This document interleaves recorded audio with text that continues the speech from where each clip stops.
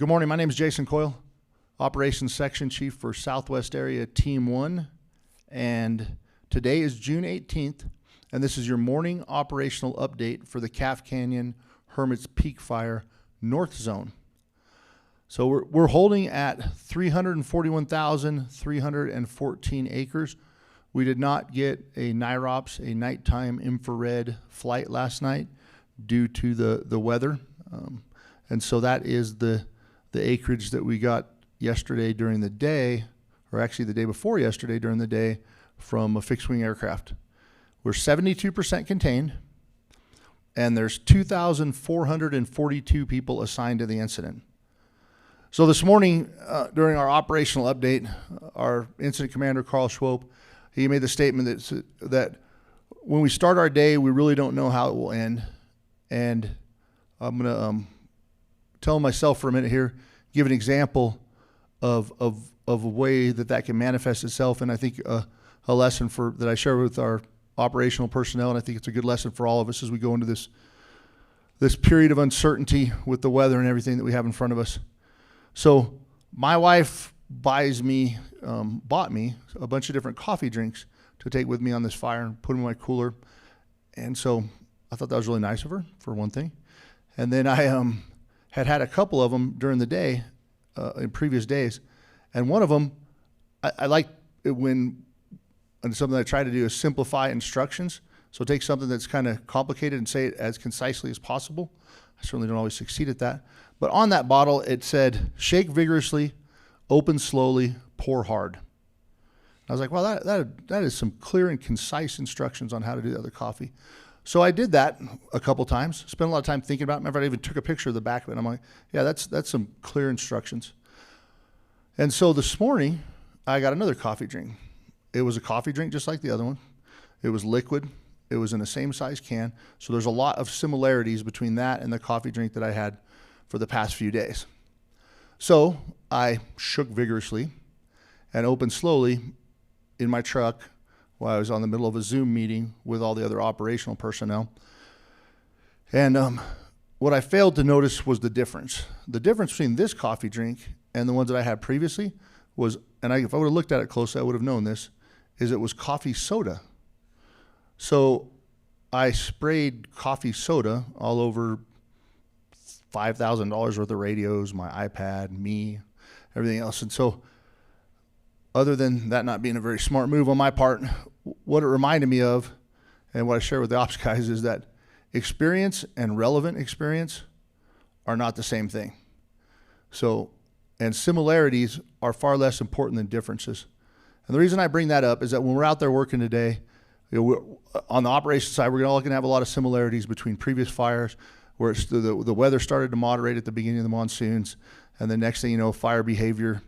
There was moderating weather, I beg your pardon, and then fire behavior started to go down, and then that was the end. We still don't know if this is the end or not. And then on y'all's side, the point that I want to make there is that you may have seen other flooding events. You may have seen times when the rivers have come up. I'm sure you have if you've lived in places like Mora for very long, anywhere that you live along a river, frankly. And so that's experience, right? But it may not be relevant experience. So your experience may be with the shake vigorously, open slowly, pour hard, and then now all of a sudden you have something that's completely different. So I just ask you guys, as you're going through your day, and especially if we start getting more rain down there, that you look for the differences a lot more than you look for the similarities. And the differences here are none of you have experienced, based on the fire history, the same, an inch of rain in an hour on these slopes when they're burned. So that's the big difference to focus in on, and please be cautious as you focus in on that difference and you move forward with your day. All right, so let me go to the map. So we'll talk about the map changes first. Spoke to them a little bit last night, but just in case anybody missed that part. So this, I don't know what it is, purple green or purple blue line is the zone break. So that's what defines the boundary between the south zone and the north zone. So previously it went up about like this through the middle of the ridge system. that went through North Truchas Peak and all the way around to Hickorita Peak and then up to Ripley Point. So yesterday, after conversations with the south zone, we moved that zone break further south. And the reason we did that is that if this fire does become more active in the Pecos wilderness, there's breaches where timber stringers along saddles, low points between the peak, don't quite connect, but almost connect between the different forks of the Santa Barbara drainages and then where the fire's at in the Pecos drainage down to the south. And we didn't want confusion, especially confusion with aircraft, if we need to do things to work to control those fires, that fire's edge as it gets closer. And we certainly will. If this thing continues to move up this little ridge here, because this is one of the breaches, then we will make sure that we keep that fire, well, we'll do everything that we can to keep that fire from crossing north of there. And then the other thing that allows us to do is this little faint kind of pink X's that are across here, that's proposed Dozer Line to tie all the way into the Borrego fire scar that's down in this area. So we access that from the top, and this is our line. It's a continuation of the line that we're already putting in. It didn't make sense to have those crews from the south zone come all the way around and then plug in to try to finish that line. So that's why we made that change. You also may notice that there's a few different division numbers on the map, but the south contingency line is still, work is still ongoing. They're making great progress on that. And we have the right complement of equipment to continue to make that progress. You know, it's a lot like if you're building a house. If you have 50 plumbers and nobody do the drywall or the electrical, you're not going to do very good. And so right now we have the right number of feller bunchers along with processors, along with road graders to keep the road open, water tenders to keep the roads watered, and all the other pieces of equipment, including logging trucks, to be able to get that material moved out. And so along the south line zone, along the south contingency line and the north contingency line, progress is going well because we've got that match of resources. I would also note that yesterday was a really good day as well because we didn't get a lot of precipitation enough to limit our ability to do work. And it was cool enough that we didn't have to shut down any of our spark producing work, like the feller bunchers, the saws that cut off the trees, because we risked starting another fire. So that's what's going on there. Those are both of the contingency lines. Work is continuing. If we, we'll go over here and then we'll go back to the wilderness part. As you'll notice, there's more green on the map. As I've said for several days, we're continuing to work on these different areas with 3 different repair groups. And as they get work done, they move up and down. And these 2 repair groups with the intent of getting this whole 434 corridor completed. They do believe that today around Sierra Bonita that they will have almost all, if not all, of the repair work done around here. And that will allow them to hopscotch south of Guadalupita and start working south from there. And this repair group that's already north of the fish hatchery is going to continue to work north. And then there's some areas like this on the A041 road, the Dozer Line around here. This is all high burn severity around it. So we're going to have to select the days to insert equipment in there where we don't believe that there's a likelihood of getting any significant precipitation in that area, because this is an area that would likely be impacted by flooding if we did meet the rain thresholds that the National Weather Service has set for the different burned areas.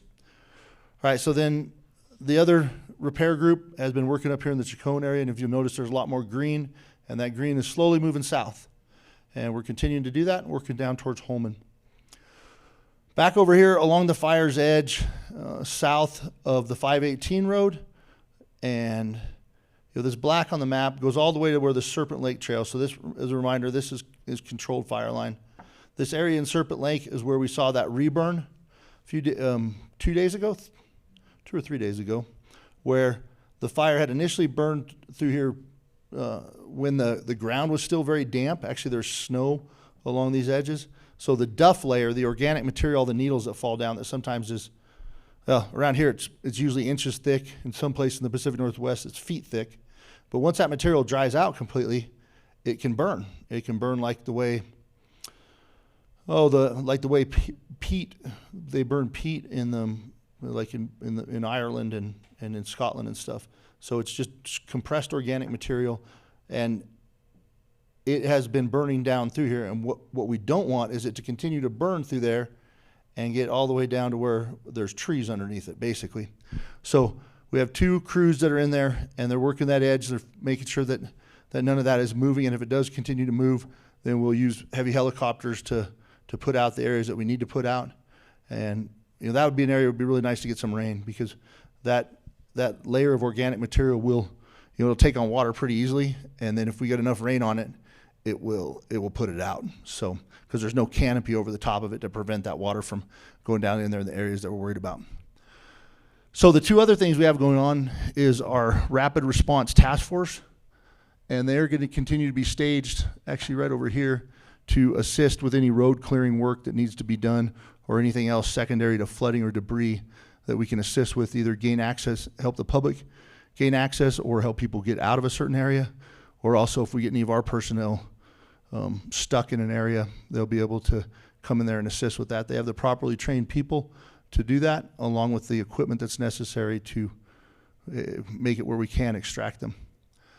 The last thing I want to talk about was initial attack. So we have designated resources for initial attack. So there's an area that we're responsible for taking on any new fires. A couple reasons why that's a common practice. One is because we control certain parts of the airspace, and we don't want other resources coming in to our airspace. It's better if we take care of the problems that pop up within our airspace. So last night, a problem popped up within our airspace. I'm going to say Pickery's Peak because we don't know exactly where it is right now, but you can see it from Taos. Somewhere on this north aspect of Pickery's Peak, high up, there's a fire. This fire was first reported at 0204 this morning to us from Taos Dispatch. And before our first briefing this morning, we have 4 engines that were pre-designated as part of our initial attack response en route to that area. They may not be able to access it by road. So we're still working to find the exact location, but we have repellers.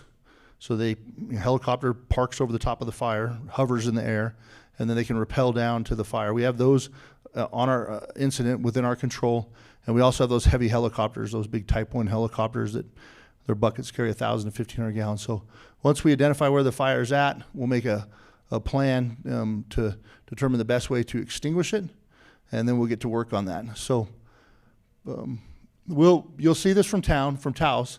Just want to make sure that everybody's aware of that. We are working on it right now, and and once we get more information about it, then I'll talk to the PIOs, and I'm sure we put a little press release out or something, a Facebook update that says where the fire is and then what we're doing to contain it.